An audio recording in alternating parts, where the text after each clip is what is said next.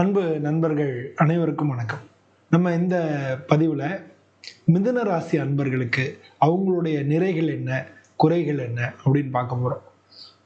மிதுன ராசின்றது காலபுருஷத்தில் 3வது வீடாக இருக்கு. இந்த வீட்டுக்கு அதிபதி புதனாக இருக்காரு. இந்த வீட்டில் இருக்கக்கூடிய நட்சத்திரங்கள் அப்படின்னு பார்த்தோம்னா மிருகசீரிஷம் 3 4 திருவாதிரை புனர்பூசம் இதெல்லாம் இருக்கு.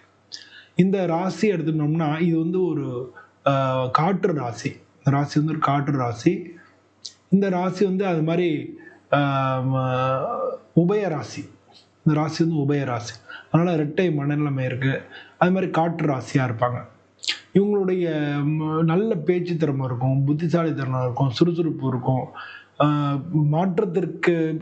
மாற்றத்திற்கு ஏற்ப தன்னை மாத்திக்குவாங்க.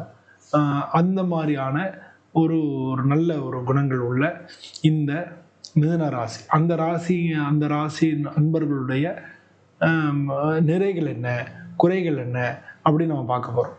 பொதுவாக பார்த்தோம்னா எந்த சூழ்நிலையிலையும் சரி, அது எந்த ஒரு சப்ஜெக்ட்லையும் சரி, நல்லா பேசக்கூடிய ஒரு திறமை இருக்கும். நல்ல அருமையான அதை அந்த பேசி சமாளிக்கக்கூடிய எந்த ஒரு சப்ஜெக்ட்லையும் பேசக்கூடிய ஒரு திறமை இருக்கும். இவங்களுக்கு நல்ல நண்பர்கள் கிடைப்பாங்க. மற்றவங்களுக்கெல்லாம் இவங்க ஆலோசனை கொடுக்குற அளவுக்கு இவங்க நல்ல புத்திசாலிகளாகவும் இருப்பாங்க. எந்த ஒரு விஷயத்தையும் ஒரு கோடு போட்டால் ரோடு போடுறோன்னு சொல்கிறோம் இல்லையா, அது மாதிரி எந்த ஒரு விஷயத்தையும் சீக்கிரமாக புரிஞ்சுக்கக்கூடியவங்களா இருப்பாங்க. அறிவுஜீவி, இன்டெலெக்சுவல்னு சொல்கிறோம் இல்லையா, அது மாதிரி தான் இவங்களுடைய குணங்கள் இருக்கும். அது மாதிரி எதையும் சீக்கிரமாக கற்றுக்குவாங்க. ஒரு சின்ன விஷயத்த கூட ஈஸியாக கற்றுக்குவாங்க, சீக்கிரமாக கற்றுக்கக்கூடியவங்களா இருப்பாங்க. அது மாதிரி வேலை வாய்ப்பு, தொழில், அது மாதிரி குடும்பம், இதுலெல்லாம் ஒரு நிதானமான போக்கை கடைபிடிப்பாங்க. இருக்கட்டும், பார்த்துக்கலாம், ரைட், ஓகே, அவங்க சொன்னாங்களா, சரி சரி அதனால நான் பார்த்துக்கலாம். இந்த மாதிரி ஒரு எதையுமே ஒரு நிதானமான ஒரு ஒரு சமநிலையான மனசை வச்சுக்குவாங்க. இது அவங்களுக்கு ஒரு நல்ல ப்ளஸ் பாயிண்ட். அதே மாதிரி ஒரே நேரத்தில் பல காரியங்களை செய்யக்கூடியவங்க திறமையும் இருக்கும் உங்கள்கிட்ட. பல காரியங்களை நிர்வகிக்கக்கூடிய, பல காரியங்களை செய்யக்கூடிய, ஒரே நேரத்தில் செய்யக்கூடிய திறமை உள்ளவங்களா இருப்பாங்க. எல்லாத்தையும் சாமர்த்தியமாக செய்யக்கூடிய அந்த சாமர்த்தியமும் இருக்கும். அது மாதிரி நல்ல நகைச்சுவை உணர்வு இருக்கும். எல்லாரையும் கவரும்படி பேசுவாங்க, எல்லாரையும் சிரிக்க வைப்பாங்க. அதனால எல்லாருக்கும் நடுவில் நல்ல சந்தோஷமா இருக்கிற மாதிரி அவங்களுடைய தோற்றம் இருக்கும். அதெல்லாம் இவங்களுக்கு ஒரு ப்ளஸ் பாயிண்டா இருக்கு. நான் அதான் சொன்னேன், ஏற்கனவே சொன்ன மாதிரி புதுமையை விரும்புவாங்க. திடீர்னு ஒரு விஷயத்துக்கு டக்குன்னு உடனே திட்டம் போட்டு உடனே அதை செயல்படுத்துறதுக்கு சரியாயிடுவாங்க.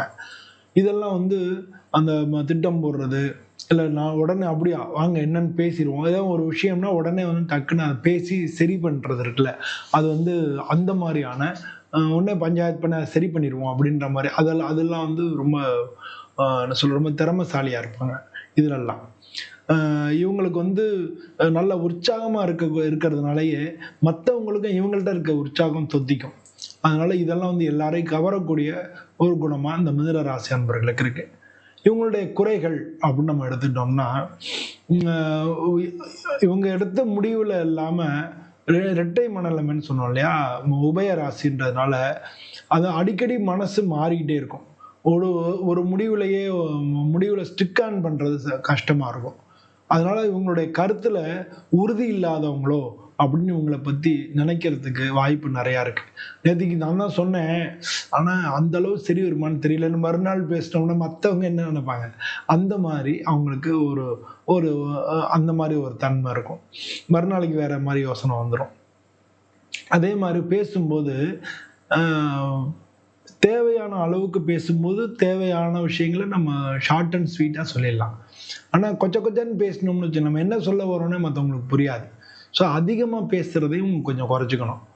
அதிகமாக பேசாமல், அர்த்தம் இல்லாமல் பேசாமல் அந்த பேச்செல்லாம் அவங்க கொஞ்சம் குறைச்சிக்கணும். இல்லாட்டினா அதிகமாக புரிய வைக்கிறேன்ற பேரில் எல்லாரையும் குழப்பிடக்கூடாது. அதையும் இவங்க மனசில் வச்சுக்கணும். அது மாதிரி ஒரே நேரத்தில் பல செயல்களை செய்யக்கூடிய திறமை தான் உண்டு. ஆனால் அது கவனம் சிதறிடும். எல்லா வேலையுமே பாதி தான் நடக்கும்.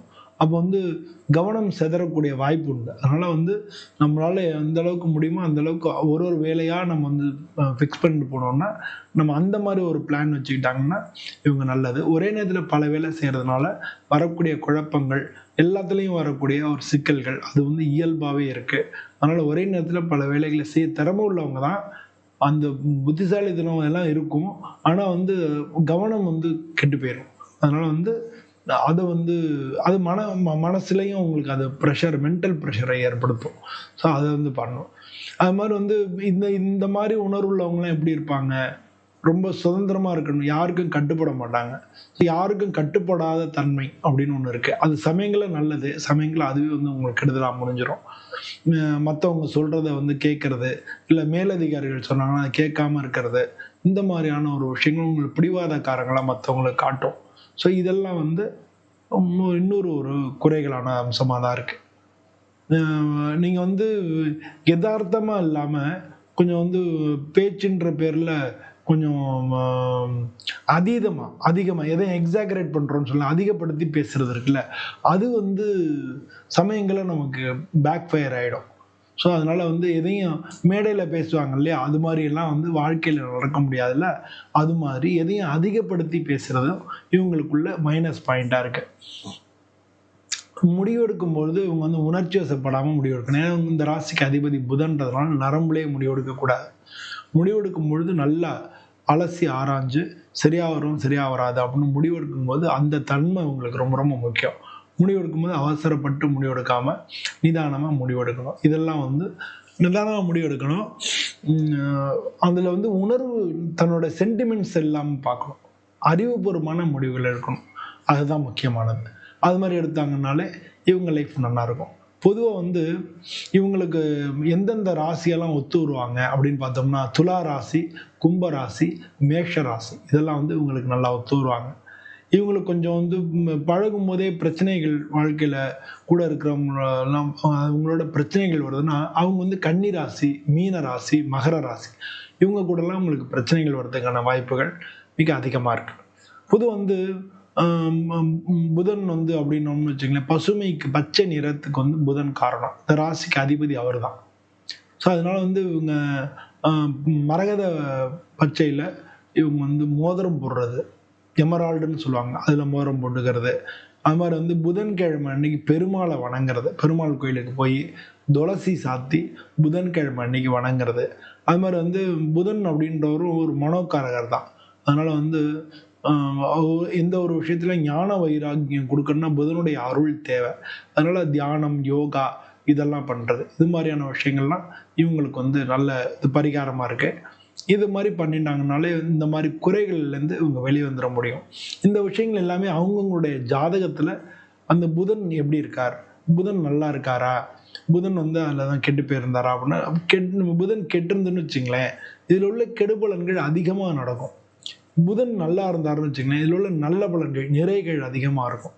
ஸோ இந்த மாரி தான் வாழ்க்கையில வந்து அவங்க ஃபேஸ் பண்ணணும். அதனால அந்த புதனுக்கு உண்டான பரிகாரம் செஞ்சுக்கும்போது, உங்களுக்குள்ள கெடுபலன்கள் குறைஞ்சு, உங்களுக்குள்ள குறைகள் இன்னும் குறைஞ்சு, நீங்க எல்லாமே நிறைவான மனிதரா வாழ்றதுக்கு ரொம்ப உதவியா இருக்கும்.